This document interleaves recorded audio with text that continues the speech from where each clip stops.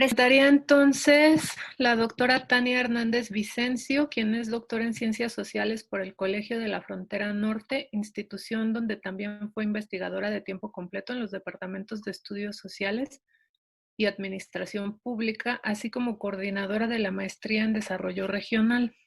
Actualmente es profesora investigadora en la Dirección de Estudios Históricos del Instituto Nacional de Antropología e Historia, donde también ha sido subdirectora del área de Historia Contemporánea. Es miembro del Sistema Nacional de Investigadores Nivel 2, coordina el Seminario Permanente sobre las Derechas en México y es miembro del Grupo de Trabajo CLACSO, Derechas Contemporáneas, Dictaduras y Democracias. Sus líneas de investigación son política y religión en el México contemporáneo, las derechas en la historia de México y élites y representación política. Entre sus libros se encuentran Tras las huellas de la derecha, el Partido Acción Nacional 1939-2000, actualmente en proceso de reedición por el Fondo de Cultura Económica. Revolución y Constitución, pensamiento y acción política de tres católicos mexicanos en la primera mitad del siglo XX, publicado por el INA. Las derechas mexicanas frente a la Constitución de 1917, también en proceso de publicación por la Universidad Iberoamericana, y Activismo Católico, Acuerdos de Paz y Modus Vivendi en México, en proceso también de publicación por la Universidad Autónoma Metropolitana. Su ponencia se titula Las derechas mexicanas en el contexto de la pandemia por COVID. Y por favor, doctora. Bueno, ¿me escuchan? Pero no me ven, porque no puedo, la cámara como que no se activa, no sé qué pasa. Y de hecho, bueno, si me saca, pues no sé cómo voy a volver a entrar, porque ya va 3 veces que me saca la plataforma. Pero bueno, pues aunque no me vean, si sí me escuchan, pues voy a empezar, ¿no? Escucha bien. Ok, si me hacen favor nada más de avisarme unos 5 minutitos antes del tiempo para no retrasarme. Claro.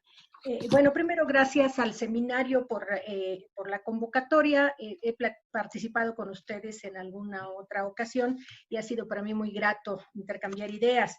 En esta ocasión voy a plantearles, digamos, las primeras ideas, un bosquejo general de un artículo que estoy elaborando justo con relación a cuál ha sido el desempeño, las actitudes, las estrategias que han seguido las derechas mexicanas en el marco de la pandemia por COVID. Para esto, nada más digamos que dejaré enunciadas algunas categorías que estoy por trabajar en el texto, pero que me gustaría comentarlas aquí para que no sea una presentación puramente descriptiva de lo que está sucediendo, ¿sí? Entonces, bueno, inicio poniendo en el contexto de la plática, primero, ¿a qué me refiero cuando hablamos de derechas? No voy a hacer una revisión para nada exhaustiva, pero sí quisiera puntualizar algunas cosas que se repiten, digamos, en el momento en el que estamos viviendo ahora. Recordemos básicamente que el desarrollo de la primera revolución social del siglo XX, que fue la revolución de 1910, y después la promulgación de su principal producto político-ideológico, la Constitución del 17, detona en México una serie de oposiciones que tienen que ver con el espíritu de compromiso que tiene la nueva Constitución con los grupos marginados y vulnerables, con la defensa de la propiedad colectiva, con el papel del Estado como rector de la economía, etcétera.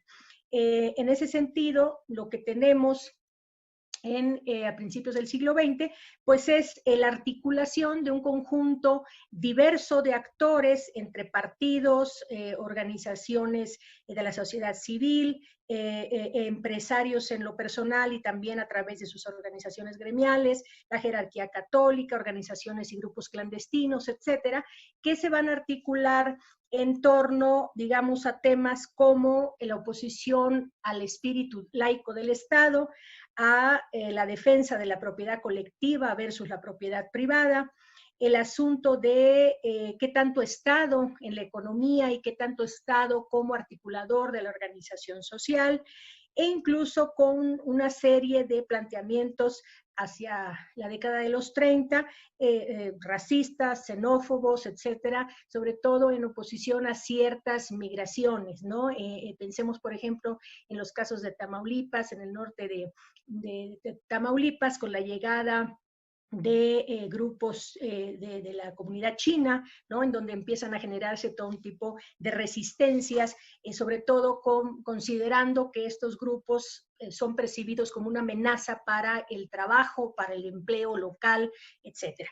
Bueno, ¿por qué es importante dar este primer bosquejo? Porque recordarán ustedes que durante el periodo cardenista, este periodo que además es conocido como la Revolución Mexicana hecha gobierno, o sea, hay toda esta idea, este imaginario, se detonan, digamos, una mayor efervescencia, ¿no? Con relación a estas temáticas y a la manera en cómo el gobierno se compromete nuevamente con la aplicación de varios artículos constitucionales, ¿no? Y menciono rápidamente el tercero relativo a la educación, el 24 relativo a las cuestiones de culto, la segunda fracción del 27 con relación a los bienes de la iglesia, pero también el 123 con relación al trabajo, o sea, una serie de artículos constitucionales que durante el gobierno cardenista se aplican, se expresa un proyecto totalmente favorable a los grupos populares y más marginados, pues, de la sociedad mexicana, y entonces lo que sucede es esta, digamos, nueva rearticulación de las derechas en este contexto. ¿Por qué lo planteo? Porque recordarán ustedes que el proyecto de Andrés Manuel López Obrador ha tratado de emular o de plantearse como una, si no repetición de ese proyecto cardenista, sí, digamos, tenerlo como la imagen o el telón de fondo en términos de lo que él llama ser la cuarta transformación en México, ¿no? Entonces, esto es interesante para tenerlo como un punto de referencia general. Bueno, ¿qué es lo que pasa a lo largo del siglo XX? Muy rápidamente, que estos grupos de alguna manera son excluidos de este discurso oficial, de esta historia nacional oficial, y sin embargo ellos, bueno, siguen reclamando por distintas vías su participación en la construcción del espacio público en México. La década de los 80, como todos sabemos, con las crisis económicas, la crisis del régimen político, detona otra serie de condiciones, ¿no? O genera más bien una serie de condiciones distintas en las que las derechas mexicanas van a volver al espacio público como actores cada vez más legítimos en la defensa de sus derechos. ¿Por qué? Pues porque ya hay un cambio en la concepción sobre el Estado mexicano, ¿no? Todos sabemos todo este tránsito del Estado nacionalista revolucionario a la implantación de un modelo neoliberal, que no voy a entrar, pero también está la cuestión del pluralismo religioso. O sea, empieza en los años 70 a presentarse cada vez con mayor claridad un México que es cada vez más complejo y más plural en términos religiosos, en donde la propia Iglesia Católica está enfrentando pues la disputa por la feligresía y por la clientela en este terreno, ¿no? Ese gran contexto permite incluso, bueno, la articulación de varios de estos actores a través del Partido Acción Nacional, que empieza a ganar elecciones a nivel local, etcétera, y que se empieza a posicionar como una fuerza opositora hasta cierto punto, porque sí viene siendo funcional a lo que es el cambio de este modelo económico y social. Ahora, eso es la década de los 80. ¿Qué pasa en los 90? Ahí es donde a mí me interesa poner el énfasis, porque es a partir del momento en el que nosotros podemos, me parece, comprender lo que está pasando actualmente. Por un lado, hay un cambio en la visión sobre el Estado y el papel de la Constitución. Y se pasa de esta visión de un Estado, digamos, con una presencia mayúscula en la escena pública, pero básicamente garantista de las, cumple con las garantías individuales de los ciudadanos mexicanos, a una concepción que se ha llamado el Estado social y democrático, en donde hay una figura muy, muy particular que es el Estado de Derecho, al que se apela constantemente, ¿sí? En la construcción de un tipo de ciudadanía distinto. Hace un rato entré al final de las conversaciones y escuchaba yo aquí el tema de la ciudadanía. Bueno, yo estoy repensando todo este activismo a partir también de un tipo de ciudadanía conservadora, que pudiera parecer contradictorio, pero que no lo es, ¿no? Existe este tipo de ciudadanía y la vemos actuando todos los días. Entonces, este cambio en la visión sobre el Estado, lo que permite es la introducción de la figura de los derechos humanos. Y esta introducción de la figura de los derechos humanos ha tenido un papel central en el activismo para toda una serie de actores que habían estado, digamos, proscritos del espacio público. Otro elemento importante es la cuestión de la religión. ¿Cómo se concibe la religión en el espacio público? Hay quien dice, bueno, el regreso de la religión al espacio público. No, yo creo que es más bien la nueva visibilización de la religión. O sea, no se va del espacio público a pesar de que hay toda una construcción de laicidad desde el punto de vista normativo. Y lo que pasa en la década de los 90 es que la religión empieza a considerarse como parte de la cultura, parte de los procesos sociales y culturales y parte nuevamente de la construcción de la identidad de los pueblos. En esta perspectiva, ya no hay un debate en términos de separación o no separación, qué tanta confrontación del Estado con las religiones, sino hay más bien un proceso de argumentativo, una narrativa que tiene que ver con la aceptación de lo religioso como parte del mundo político. Y este es un aspecto fundamental que permite la reactivación de un sector de las derechas. En ese sentido, la concepción de que la religión es parte de lo cultural y de los procesos sociales, permite también la introducción de un secularismo muy estratégico, ¿no? O sea, la laicidad pasa a resignificarse y entonces aquella laicidad de principios del siglo XX, que era una laicidad excluyente, pasa a denominarse lo que ahora se conoce como una laicidad positiva. Una laicidad positiva quiere decir que el Estado mexicano, cualquier Estado donde se aplique ese tipo de laicidad, es responsable también de promover las condiciones necesarias para la expresión de la libertad religiosa. ¿Por qué? Porque es parte de los derechos humanos. Entonces, como parte de los derechos humanos, el Estado está justamente, si no obligado, si comprometido, a generar las condiciones que abran la puerta a todo tipo de expresión religiosa en el espacio público.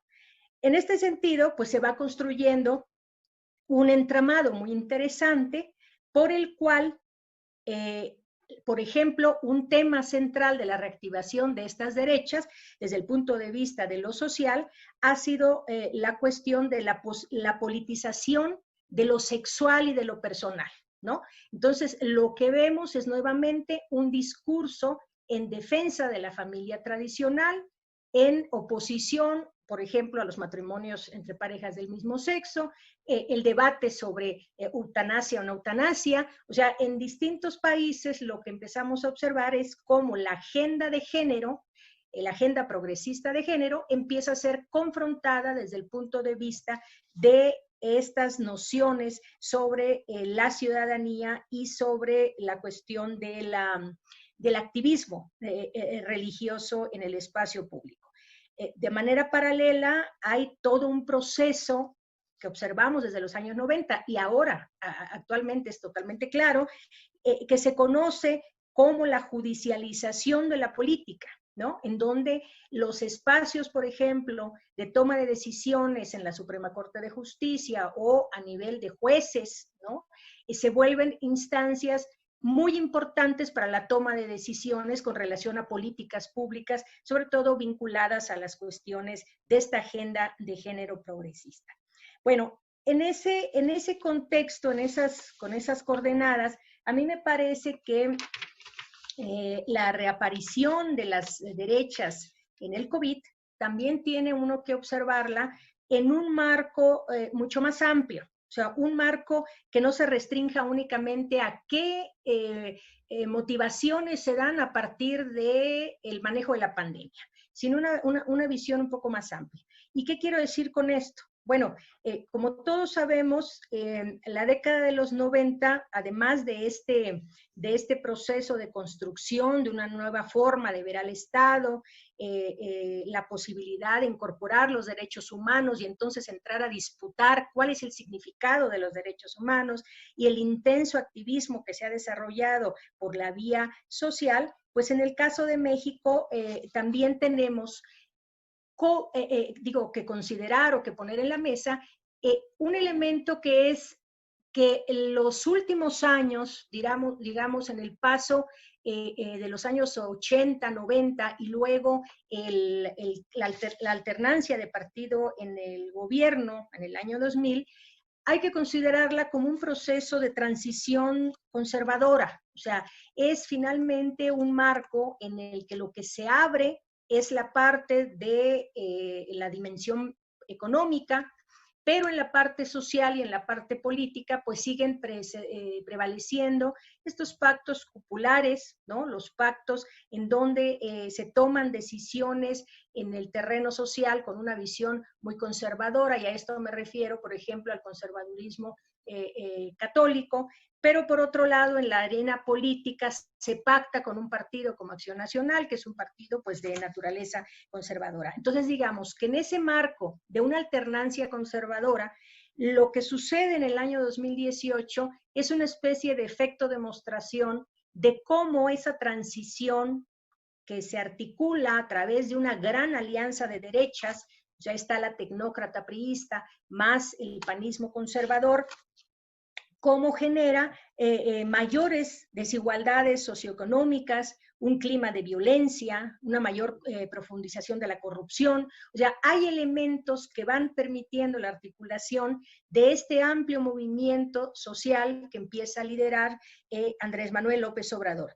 Nada más por recordar dos datos. Recordemos el intento de desaforarlo, ¿no? En los años 2004-2005, porque pues ya hay señales muy claras, muestras muy claras del proceso por el cual se está empoderando toda esta parte del espectro político. Y luego, bueno, la elección tan controvertida en 2006, ¿no? En donde se denuncia fraude electoral, etcétera. Bueno, en ese contexto, entonces, la cuestión de cómo va llegando, cómo se vuelve a rearticular estas derechas en el COVID, tiene que ver entonces no solo con el asunto de la pandemia, es lo que he tratado de expresar, ¿no? Tiene que ver con tensiones de viejo cuño que sin embargo siguen expresándose a veces con los mismos discursos, con los mismos reclamos, con las mismas demandas, ¿no?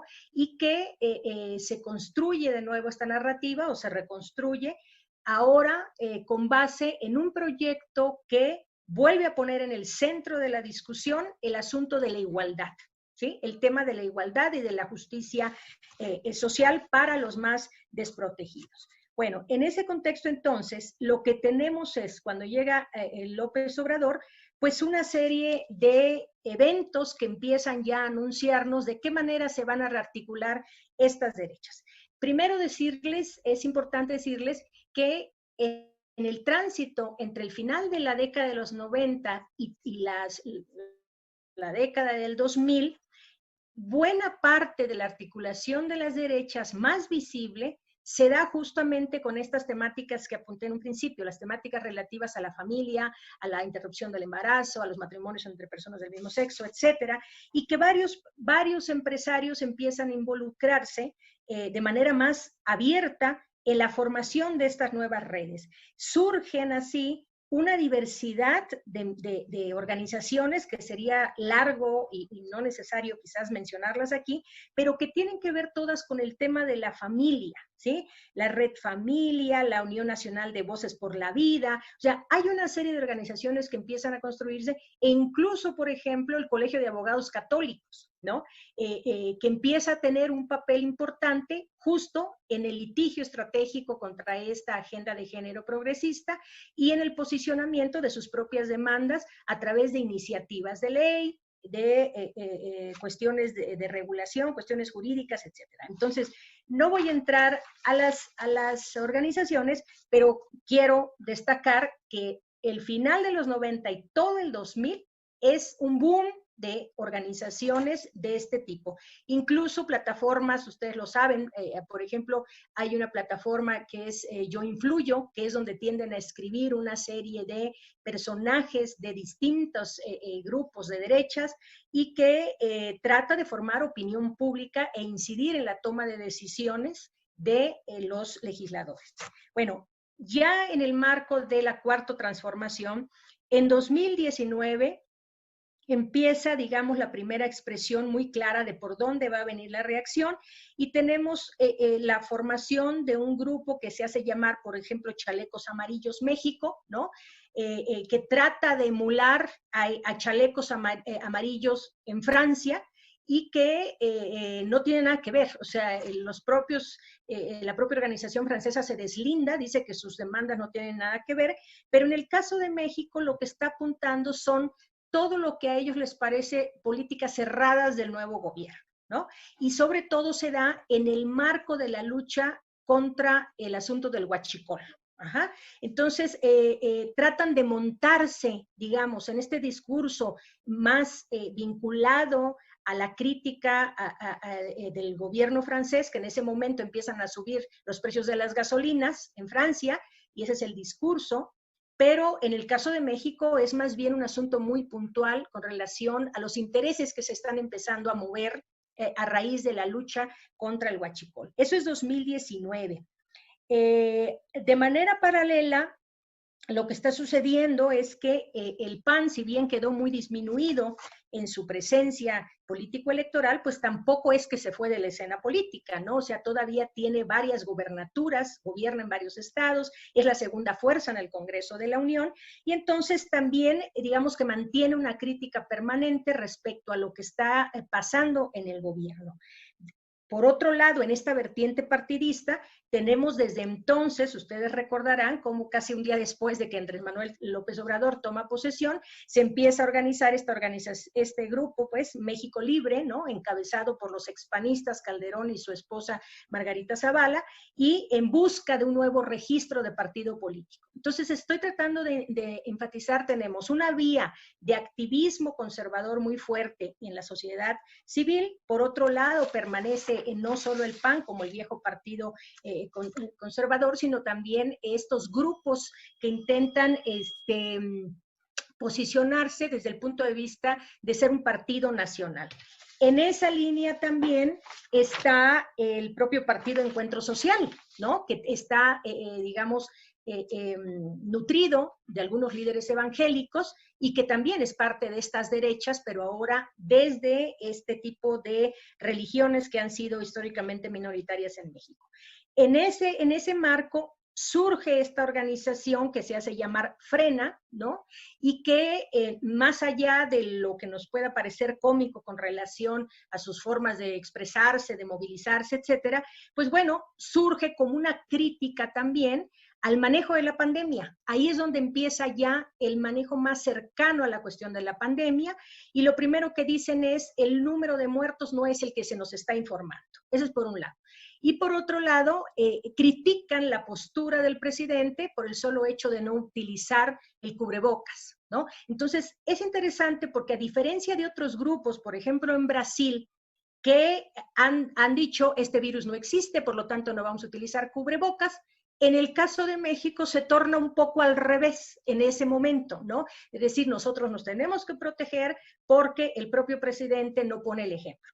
Pero bueno, digamos que este grupo Frena, que además, pues vean nada más el nombre, Frena, es como tratar de que no pase esta transformación, ¿no? La cuarta transformación, bueno, digamos, recuerda en alguna medida todos estos movimientos católicos del occidente, bajío, del centro de México, más vinculados al sinarquismo. Si ustedes han visto en los periódicos, en internet, pues lo que uno ve son carros y gente de clase media, la imagen de la guadalupana, o sea, tratan de traer a la escena pública elementos que motiven a aquellas bases, ¿no? Que nutrieron algunos otros movimientos en otros tiempos, piénsese cristeros, anarquistas, etcétera.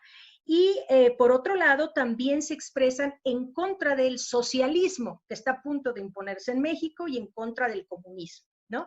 Entonces, son temáticas viejas traídas al tiempo presente y de alguna manera lanzadas como provocación en el espacio público.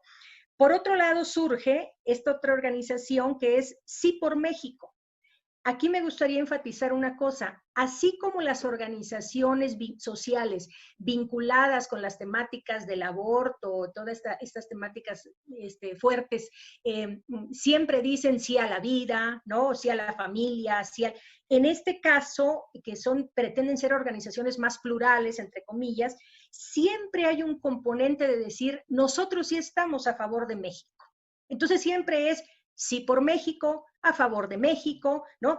Y hace unos días que me metía yo a la página del INE a ver cuáles son las organizaciones o las agrupaciones políticas nacionales actualmente, pues por lo menos registré 5 o 6 que tienen todo este perfil, ¿no? Y en donde se declaran no solo a favor de la vida y de la vida estamos a favor, yo creo que todos, más bien el asunto es desde la concepción y hasta la muerte natural, como ellos la llaman, ¿no? Y por otro lado, de nosotros sí estamos por México, por nuestra historia, por nuestras tradiciones, etc. Esta organización, sin embargo, tiene la peculiaridad que surge justo en el contexto tanto de la pandemia desde el punto de vista de las dificultades para su atención, como de lo que se está provocando en la economía. Recuerden que en el contexto en el que surge esta organización, lo que ha pasado es que a los empresarios se les empezaron a cobrar los impuestos. O sea, si bien no cambió el régimen tributario, en los hechos se les cobraron los impuestos a buena parte de los empresarios y por otro lado hay una revisión de aquellas adjudicaciones de contratos a empresas transnacionales. Seguro recuerdan la confrontación de Andrés Manuel con la española Iberdrola. Bueno, pues todo esto es parte de ese contexto en el que está surgiendo esta organización llamada Sí por México, que está vinculada directamente con la Confederación Patronal de la República Mexicana, ¿no? Entonces tenemos viejos actores actuando en un contexto sí de pandemia, pero sobre todo de este proyecto de la Cuarta Transformación. Otra de las cosas que quiero destacar, que es otra estrategia, otra forma de expresarse, es el activismo mediático. O sea, todos hemos sido testigos de cómo hay ciertas estaciones de radio, estaciones de televisión. Bueno, ya el Canal 11 ya no es el Canal 11 que conocíamos, ¿no? Ahora es prácticamente un promotor de la Cuarta Transformación y digamos, el pararrayo de todas las críticas. Pero también hay varias estaciones de televisión y de radio que están permanentemente criticando la estrategia y la política del gobierno. Tanto así que hay por allí alguno de los articulistas de un diario de circulación nacional que ha llamado al gobierno de Andrés Manuel López Obrador, lo ha denominado la caquitocracia. La caquitocracia que es el gobierno de los peores, el gobierno de los ineptos, ¿no? Entonces hay también un discurso, digamos, muy agresivo desde el punto de vista de los medios, de lo que está pasando con el gobierno y más en el contexto del COVID. Otra manera, otra expresión de este activismo es, por ejemplo, la construcción y toda la relación que se ha dado entre esto que se llama la Conferencia Nacional de Gobernadores, ¿sí? Que es una expresión que no solíamos ver. O sea, por más dificultades internas que hubiera entre los priistas o entre los panistas, pues no, era muy raro, o si no, quiero decir, incluso no existía, el hecho de que los gobernadores se articularan y de manera pública cuestionaran al presidente y criticaran al presidente por la manera en la que estaba ejerciendo el gobierno. Dentro de esta Conferencia Nacional de Gobernadores, pues la mayoría obviamente son los panistas y los priistas. Y recordarán ustedes, perdón. La voy a interrumpir porque ya lleva 25 minutos.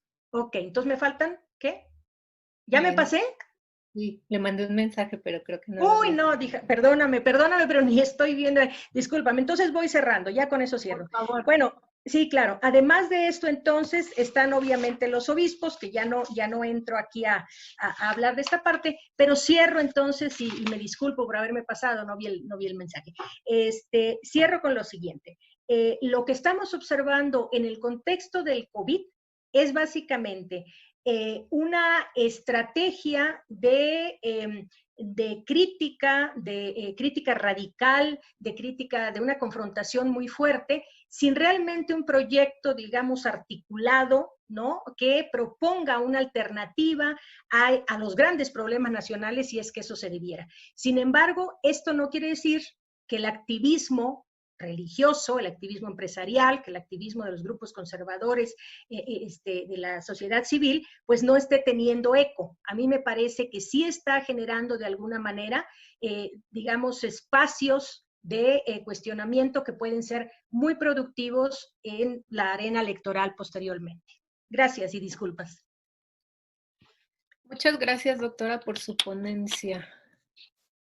Continuamos con la que movimos, que es la de Víctor Eduardo Sánchez Luque. No voy a volver a leer la presentación, solo voy a leer el título nuevamente de su ponencia.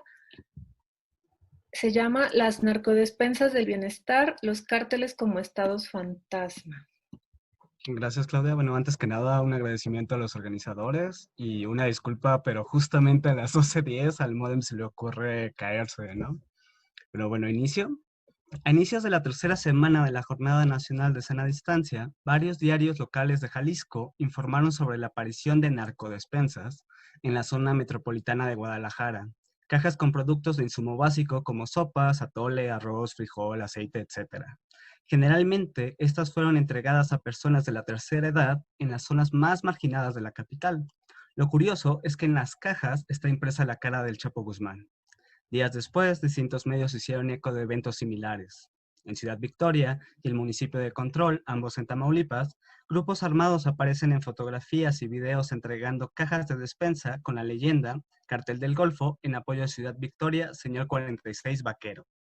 En Guanajuato y San Luis Potosí aparecen cajas con el siguiente lema: de parte de sus amigos, Cartel Jalisco Nueva Generación, apoyo por contingencia COVID-19.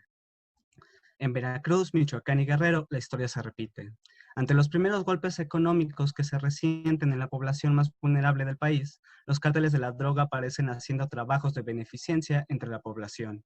Las últimas semanas de abril son atravesadas por esta suerte de narcosolidaridad. Si bien no hay nada nuevo en esta suerte de prácticas de benevolencia, entre comillas, y apoyo, y tampoco el único país donde esto sucede, siendo que Italia, Brasil y El Salvador también han reportado casos similares, es importante resaltar el carácter simbólico que tiene dicha práctica dentro de la constitución de los imaginarios políticos respecto al narcotráfico en plena contingencia. La despensa se ha constituido como un elemento esencial dentro de las prácticas políticas del país. La mayoría de partidos políticos aún siguen utilizando la entrega de despensas como propaganda dentro de los periodos de campaña, mientras que el Estado, desde el nivel municipal al federal, tiene programas sociales encargados de la distribución de apoyos alimentarios, algo que podríamos llamar elemental dentro de cierta forma de estado de bienestar, ya que las despensas se entienden como el mínimo básico de productos, tanto alimenticios como de higiene, que una familia o individuo requiere para sobrevivir, ya sea una semana o un mes. Por lo tanto, que distintos cárteles de la droga utilicen la repartición de alimentos como práctica de creación de legitimidad y creación de capital político para generar apoyo en distintas localidades no ha de sorprender, ya que se integra a la normalidad política. Lo que nos interesa resaltar es el impacto que tienen estas estrategias dentro de la constitución de los imaginarios políticos, su representación en los medios, sobre todo en el contexto de la pandemia y de las consecuencias tanto psicológicas y económicas que esta produce. En estos tiempos donde la legitimidad y funcionalidad del Estado se encuentra puesta en duda, el narcotráfico despliega una estrategia mediática sin precedentes gracias a la existencia de las redes sociales. Twitter, Facebook y los servicios de mensajería como WhatsApp funcionan como medios de propagación de sus intereses, dentro de los cuales está, según su discurso, el propio pueblo. La población que recibe estos apoyos, en su mayoría, no tienen acceso a estos medios, pero son instrumentalizados por los cárteles para hacer sentir no solo su presencia, sino su fuerza. El 29 de abril de este año, en el Centro Cultural Constitución en Zapopan, Jalisco, 2 vehículos con gente armada pidieron a las personas que se encontraban en las cercanías que se formaran para recibir despensas gratis de parte del Mencho y del Cartel Jalisco Nueva Generación. Varios videos que estuvieron circulando en las redes muestran cómo la gente le agradece al capo por su apoyo. Incluso uno, filmado probablemente con un dron por las tomas que contiene, muestra a varias personas haciendo una porra en coro. El siguiente día, lo mismo ocurre en el mismo lugar, pero ahora quien reparte las despensas es el Ayuntamiento de Zapopan, de mano de Pablo Lemus, el presidente municipal, quien se suma a las declaraciones del gobernador Enrique Alfaro de que dichos videos son un montaje. Esta consecución de eventos nos muestra el interés y la práctica del narcotráfico para constituir una forma de gubernamentalidad criminal, o al menos mostrarse como una, ya que por un lado el número de despensas que han entregado los cárteles no se compara con el número entregado por medios estatales o incluso municipales, pero ha tenido mayor visibilidad en los medios tanto nacionales como internacionales. Mientras que por otro lado, involucra una relación de dependencia y de sometimiento entre la población que directamente tiene que negociar su sobrevivencia con estos grupos. Es decir, es muy difícil decirle que no a alguien que te está entregando una despensa, que además trae un cuerno de chivo. La estrategia electoral intercedida por el narcotráfico nos habla de una intervención, de un Estado fantasma que busca instituirse en paralelo al Estado nacional.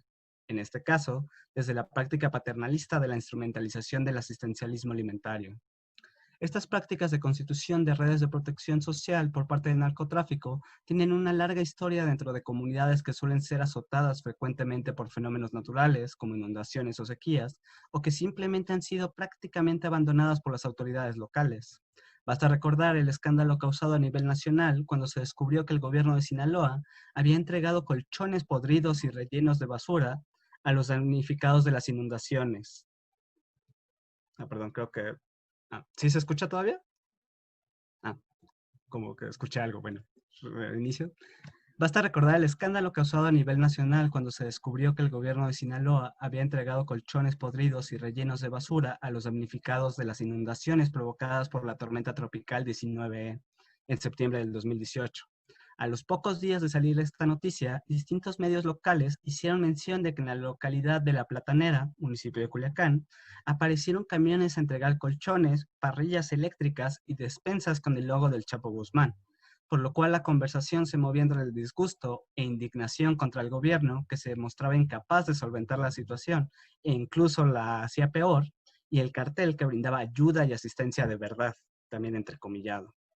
Como mencionamos anteriormente, la diferencia existente entre la cantidad de despensas entregadas por gobierno a comparación con las entregadas por el narcotráfico es de miles. Sin embargo, el efecto que tienen ambas acciones en el imaginario social de la población es muy distinto. La respuesta de gobierno en sus tres niveles, federal, estatal y municipal, ante la pandemia fue bastante lenta. En las primeras semanas tras la declaración de emergencia sanitaria nacional, lunes 30 de marzo, prácticamente no se sabía cuáles serían las consecuencias laborales del cierre de actividades no primarias, así como lo que pasaría con el comercio informal y si existirían apoyos de emergencia hacia la población en general.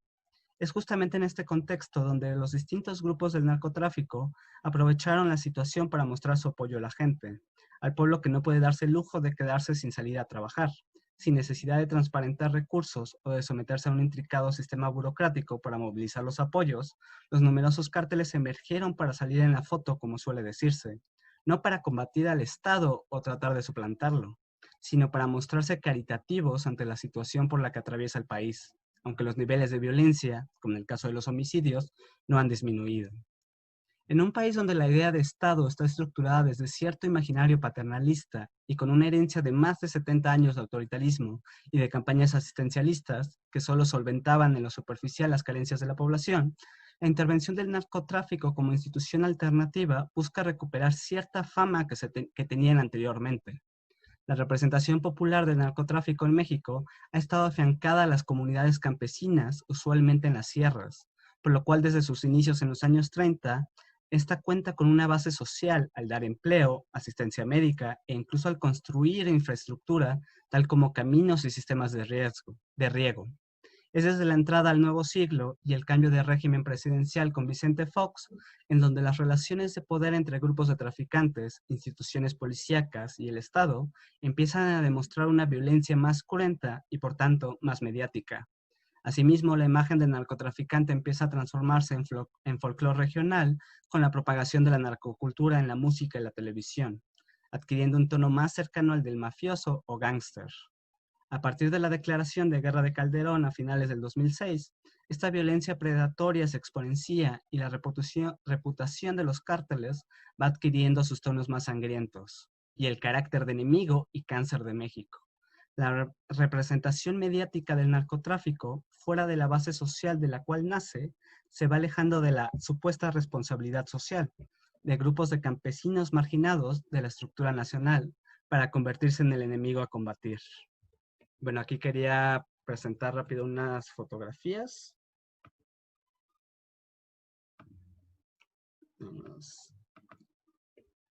¿Sí se ve? Ok. Ahí está.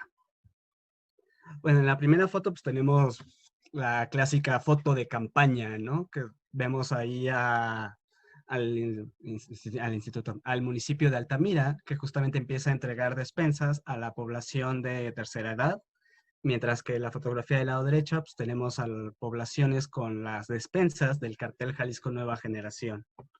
Como se puede ver quizás incluso por el suelo, generalmente son poblaciones marginadas en donde ni siquiera se tiene las calles pavimentadas. También esta es podríamos decir, la misma estela de fotografía. Tenemos a una persona del municipio, a un político, tratando de sonreír detrás del cubrebocas, entregando una despensa, mientras que del lado derecho tenemos igual a supuestos miembros del cártel del Golfo. Imagino también tratando de sonreír detrás como de los cubrebocas, ¿no? Aquí es curioso, justamente empiezan a salir estos mensajes con estas etiquetas, ¿no? Jalisco sin hambre, Plan Jalisco COVID-19, Juntos por la Alimentación, y el clásico de este programa es público ajeno a cualquier partido político, ¿no? Mientras que del lado derecho tenemos también de apoyo de COVID, no estás solo, cuídate, ¿no? Hoy todos por Tijuana, con el nombre del presidente municipal y de la delegada, ¿no? De la zona de la presa, en relación justamente a los mismos mensajes que en las narcodespensas, como el Señor de los Gallos, Mencho con la ciudadanía, o el cartel del Golfo en apoyo, ¿no? A la victoria a Ciudad Victoria. Aquí tenemos, por ejemplo, estas fotografías que también son que salieron mucho en la prensa. Wake Up México es aquí una infraestructura que implementó el Tecnológico de Monterrey en la zona norte del país como para conseguir despensa y entregarla.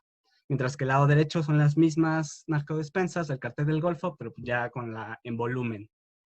Tenemos también pues, una caricatura justamente de un político en campaña con la selfie stick, su despensa y el COVID ahí sonriendo, ¿no? También para la foto, en este sentido de que nosotros sí apoyamos a la gente. También caricaturas, que aquí lo que quería demostrar un poco, el carácter moral que empieza a adquirir la entrega de narcodespensas, en el sentido de que estas despensas son entregadas por gente que tiene las manos llenas de sangre, ¿no? Sobre todo atacando moralmente, entre comillas, a la gente que las recibe. Es decir, ¿cómo es posible que esta gente acepte regalos del narcotráfico cuando ellos son los que nos matan, ¿no? Lo cual pues implica pues, la falta no diría de simpatía que existe y de conocimiento sobre las condiciones sociales de la mayoría de la población durante la pandemia. Otra de estas caricaturas, esta es específica de Guanajuato, que pues está el supuesto narcotraficante entregando una despensa con con las letras del cartel Jalisco Nueva Generación, cartel Santa Rosa de Lima, que es uno muy pequeño que existe en partes de Guanajuato, y también el Partido Acción Nacional, ¿no? O sea, como que es la misma estructura entregando esta forma de asistencialismo, un meme, quizás como los que nos mencionó ayer el profesor Luis Felipe, que justamente era esta idea moral, ¿no? Ellos sí hacen lo que el gobierno no, está Batman dándole la cachetada, ellos son el narco y la despensa que recibiste trae sangre, entiende, ¿no? Abajo, ya esta es la última, justamente la fotografía nos muestra cómo la compañía Nestlé, que también obviamente se preocupa por nuestra salud, a pesar de que se reniega mucho a los etiquetados, está tratando de entrega de despensas y pone, abajo se logra ver un poco, donativo en especie, prohibida su venta. como para hacer hincapié en que, bueno, estas son despensas que se dan gratis porque somos buena empresa, ¿no? Con responsabilidad social. Al lado derecho, y esto es una fotografía que prácticamente en todos los medios de prensa salió, incluso en cuestiones televisivas, podemos ver a una mujer armando las famosas chapo despensas.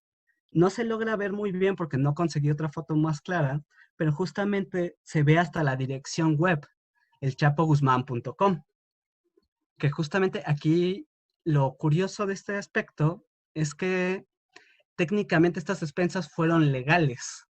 Y ahorita voy a especificar por qué. Bueno, ya cancelo la presentación y concluyo.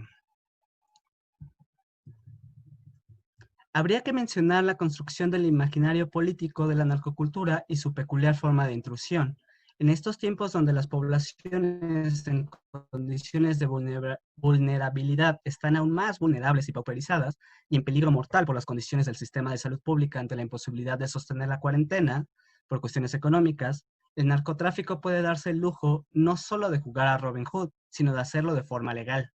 Lo que varios medios no mencionaron sobre las chapodespensas es que estas fueron entregadas sin contravenir ninguna ley. No llegaron sujetos armados ni escondidos detrás de máscaras, salvo por los cubrebocas. Incluso si alguna autoridad les preguntaba sobre el origen de los recursos, estos tenían los papeles que mostraban que estaban facturados bajo la empresa Don Archie S.A. de CBC, ya que estas despensas se donaron desde la marca El Chapo 701, empresa, fundación, creada por Alejandrina Guzmán, quien usa la imagen y fama del padre para vender ropa y chacharas relacionadas al, y aquí abro cita, al CEO de Sinaloa o el Señor de las Montañas, el único y legendario 701, que este es como el eslogan de la marca, ¿no? Incluso puede verse un video en sus redes sociales donde la gerente de comercialización de la marca, confundida por varios medios con la hija del Chapo, arma junto con otras mujeres las despensas para explicar su contenido y mostrar que se han seguido todos los parámetros de higiene.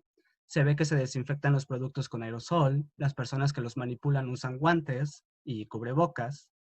Una manera más de cómo los discursos y prácticas del emprendurismo capitalista se insertan dentro de la trama de la violencia del narcotráfico y su papel dentro de la configuración de los imaginarios políticos. Concluyendo, las narcodespensas fueron un fenómeno que no tuvieron más de un mes de presencia en medios masivos. Después de que ciertas figuras políticas fueran interpeladas al respecto, AMLO, Olga Sánchez Cordero, como el ya mencionado Enrique Alfaro, solo les dieron vuelta a la hoja al mencionar que se investigaría el fenómeno. Prácticamente el tema desapareció del espacio público nacional, con pequeñas menciones en medios locales, ya que la entrega de narcodespensas no desapareció, simplemente se diluyó entre las noticias de la pandemia. La sobrerepresentación en un mes, incluso yo diría más específicamente en un lapso de 2 semanas, de este fenómeno, fue resaltado ante la crisis sanitaria de la pandemia, pero su trato nos señala una problemática mucho mayor. La idea de que los grupos de narcotráfico estén tratando de relevar al Estado nos lo muestra como una fuerza beligerante que pareciese tratar de apoderarse de la soberanía nacional. El narcotráfico como fuerza externa reproduce, por un lado, el binomio estructurante de la política según Schmidt, de amigo-enemigo, mientras que por el otro, reduce todo el contexto sociopolítico, económico e histórico de una parte de la población del país que por distintos motivos se encuentra dentro de la industria de narcóticos ilegales, emanando así la figura del malvado enemigo que poco a poco se introduce en las grietas del Estado, seduciendo a las comunidades pobres y marginadas del país para lograr su apoyo para que al final se levanten contra este a su lado. Imagen que olvida el pequeño detalle de que el fenómeno del narcotráfico en México ha correspondido más a la fractura de los grupos de poder político y económico del país, que al de un grupo armado que tiene la intención de apoderarse de la nación. Los distintos grupos del narcotráfico no buscan convertirse en el Estado, sino que estos provienen de la propia estructura estatal. Gracias. Muchas gracias, maestro. Y continuamos con la tercera y última ponencia de esta mesa, que será la del doctor Luis Manuel Cuevas Quintero, quien es doctor en Geografía por la Universidad Nacional Autónoma de México, con mención honorífica en el 2018 se doctoró. Maestro en Historia por la Universidad Iberoamericana, también en México en el 2012. Licenciado en Historia y en Educación, con menciones summa cum laude, profesor e investigador nivel asociado de la Universidad de los Andes, Venezuela, del 2002 al 2018 y ahora exiliado. Profesor invitado en el posgrado de Geografía de la UNAM desde el 2017 y hasta ahora. Realizó también una estancia como investigador en el doctorado en Ciencias Sociales, área de Sociedad y Territorio en la Universidad Autónoma Metropolitana Xochimilco del 2018 al 2019. Es también profesor contratado en el Instituto Cultural Helénico en los posgrados de Humanismo y Cultura e Historia de México desde el 2016 y hasta la fecha. Es miembro del Sistema Nacional de Investigadores y miembro invitado del Seminario Prácticas de Inclusión y Exclusión en la Configuración de Imaginarios Nacionales de la FES-Acatlán, nuestro seminario, y miembro también del Grupo de Estudios Históricos Sudamericanos de la Universidad de los Andes. Su ponencia se titula Cosmópolis Fracturada, Imaginarios del Confinamiento y Derechos en Tiempos de la Pandemia de COVID-19. Doctor, por favor. Bien, gracias. Para no perder mucho tiempo, porque además me tocó el final, y entonces quisiera compartir la pantalla para que vieran la presentación. ¿Se puede o no? Sí, ¿verdad? Bien. Me avisan si ya... Sí, ya. ¿Ya logran ver? Bien. Sí. Ok, gracias. Bueno, el enunciado del que he partido yo para esta ponencia que me permite compartir con el seminario que coordinan ustedes, lo he titulado como Cosmópolis Fracturada, Imaginarios del Encierro y Derechos en Tiempos del COVID-19. La estructura que yo sigo para la exposición es la siguiente. Bueno, obviamente introduciré algo. Parto de una pregunta que creo que al inicio del seminario se dijo, la dijo el doctor Mauricio, que era qué podíamos decir, y eso implicaba entonces silencio, pero también ahora implica ruidos y implica una contestación, una palabra. Como segundo aspecto tocaré cosmópolis y globalización, crisis de espacios, el mapa dice. 3, el encierro como problema, los imaginarios y las soluciones al encierro. 4, los bordes del derecho, individuo y Estado, confianza y autoritarismo. Y hacia el final, cosmópolis, Estado y exterioridad. Bien, si ven la imagen allí, aparece el actor, digamos, principal en este momento, un actor no humano, el virus, ¿no? Y aparte de eso, pues quería también señalar, voy hacia atrás, que íbamos a entender por cosmópolis, porque no es un concepto aéreo, es una construcción, pero también tiene que ver con una serie de historia cultural que la conforma y que implica incluso afectos, ¿no? Pero en concreto, esa cosmópolis, de acuerdo a Edward Soya, señala que es el lugar donde se globaliza lo local a la vez que se localiza lo global. Una dimensión de la conciencia para Bernard Lonergan. Este mundo en su totalidad debe ser considerado una única comunidad de ciudadanos en el sentido de esa aspiración de un horizonte de expectativas como Marco Tulio Cicerón. Y finalmente ligamos a un problema que nos lleva a la discusión del poder. Es decir, Franz Snowden, un gran especialista en cuestiones de virus, ha señalado en un reciente libro, fue editado un mes antes de que apareciera el coronavirus como problema, y señaló que la libertad ha sido a menudo una de las víctimas de la pandemia. Bien, vámonos al inicio, ahora sí, de qué es el planteamiento. Un actor no humano, como el virus, ha generado un inmenso corpus, un mar de información, que, como todos sabemos y como hemos visto aquí, ha causado perplejidad. En otro nivel, esa información, como sabemos, está llena de mentiras, también de verdades, y todas nos desorientan a nosotros como espectadores, ¿no? En el fondo, vivimos como en una suerte de atmósfera de desorientación por un lado y de mucho ruido. Pero también esto nos obliga a validar esa información. Sin embargo, como se sabe, mentiras y verdades configuran ese magma de lo imaginario de esta historia del tiempo presente. Impactan lo normal, impactan lo excepcional, es campo de creación social y tiene, digamos, un impacto en las instituciones como en las significaciones imaginarias. La pandemia entonces se nos muestra como algo que aparece de repente, un acontecimiento. Ese acontecimiento implica también preguntarse por su extrañeza. Los imaginarios se disparan, vuelven al magma, reviven los pasados pandémicos y nostálgicos, también visten de presente el mismo gesto análogo del horror de la existencia amenazada, pero también nos hablan de la posibilidad de una esperanza que se edifica sobre este mundo desestabilizado. Pero este pasado en imágenes, como sabemos, también remite a el médico mártir. No sé, vieron las imágenes de los médicos de la Edad Media y ahora los médicos actuales y comparaciones entre ellos en los medios de comunicación. Pero este médico mártir que aparece de manera análoga está encarnado al principio por un médico chino, ¿no? Que se muestra en las noticias como mártir, pero también por la existencia de un paciente anónimo, el paciente cero. Hace poco los chinos publicitaron ya por fin quién era y dijeron, este es el paciente cero, e incluso dieron sus medidas corporales, etcétera, ¿no? Muy propio de los sistemas autoritarios. Entonces, estos actores que aparecen también se corresponden con los espacios.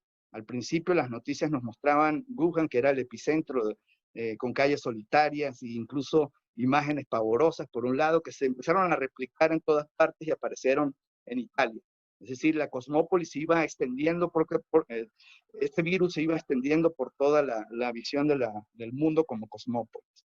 Entonces, ese Wuhan aparecía como una ciudad globalizada.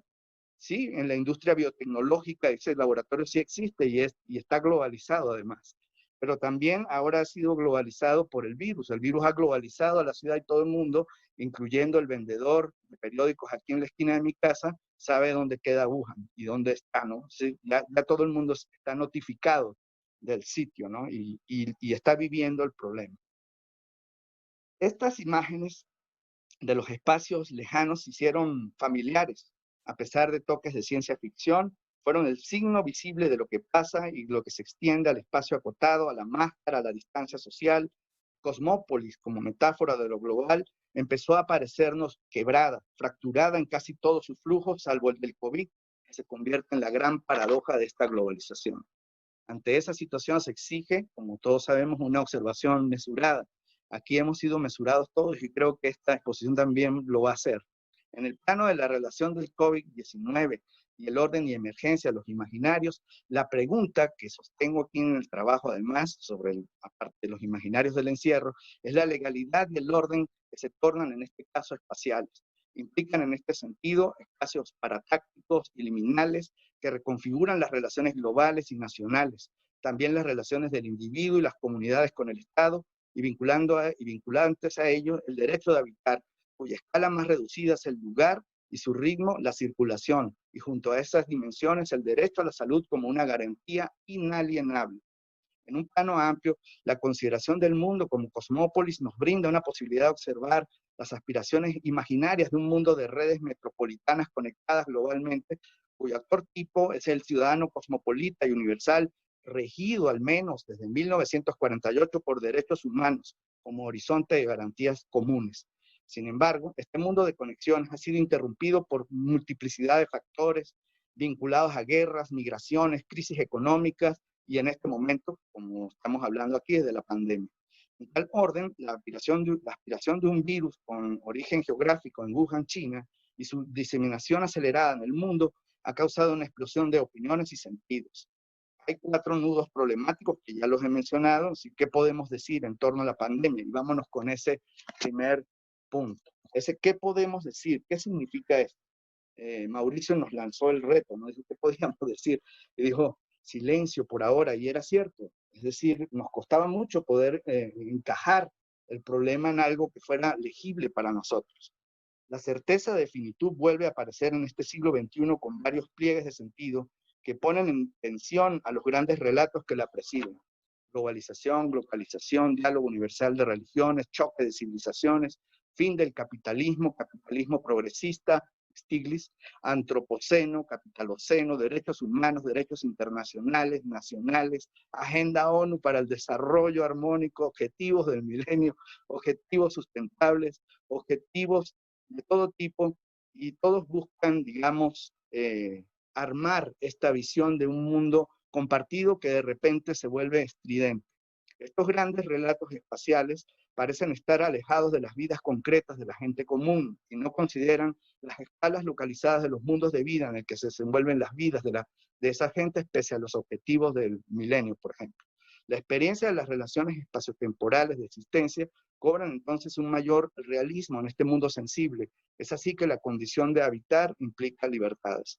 En este momento de la historia del tiempo presente, los factores de perturbación global podrían reducirse a pares como desarrollo, cuidado de la naturaleza, diálogo de religiones versus fundamentalismos, interacciones económicas versus pretensiones hegemónicas, migraciones, xenofobias, ciudadanías versus Estado, y a estos pares dialécticos vino a sumarse el virus. Emerge entonces, en las escasas 2 décadas de existencia del siglo, un problema que trasciende e impacta al ritmo del mundo, de la cosmópolis, como un imaginario de orden espacial que remita a una concepción abierta, cosmovisión que podía ser relato de la globalización, entendida esta como expresión de mundos y ciudades interconectadas. Crisis de tiempo y de espacios. En este sentido, el abordaje de las crisis producen actitudes diferentes y entre ellas las tomas de decisiones que cuestan mucho. A los estados nacionales les ha costado tremendamente poder organizar la gestión del problema del virus y ya se empieza a hablar en otros medios de que, bueno, se necesita un gobierno mundial otra vez, ¿no? Vuelve a aparecer la idea del gobierno mundial. Pero nuestras relaciones en el tiempo presente son claras. ¿Cómo podemos leernos en las condiciones de esta historicidad? ¿Se puede hacer del presente pandémico algo legible? Marrú al respecto señala 2 cosas. Cuando el pasado era presente, lo era como el presente que vivimos, cosa polvorienta, confusa, multiforme, ininteligible, una tupida red que no alcanzamos a comprender, sin embargo hay que hacer el esfuerzo para entenderla. Entonces, ¿qué podemos decir? Ya no se trata del primer impacto que nos enmudece, que suspende el juicio, tampoco de poder leer ese vasto corpus que agobia, que se ha producido en medios y en los medios intelectuales. Se trata de que al estar dentro de la situación COVID, sostengo que estamos, y todos lo sabemos, también todos vivimos esa experiencia, nuestras vidas se ven afectadas y todos tendríamos derecho a participar de ese mundo plural que supone por ahora el reino de la doxa, con sus estridencias e imaginarios lábiles y sensibles. Pero a partir de ella, fuente del magma de un imaginario todavía no instituido, la episteme emergente que busca algo más, busca conocer. En el plano de la existencia, vinculado a los imaginarios emergentes del encierro, que ha sido la solución para muchos países, entendidos esto como una medida de emergencia, se desprenden varias lecturas.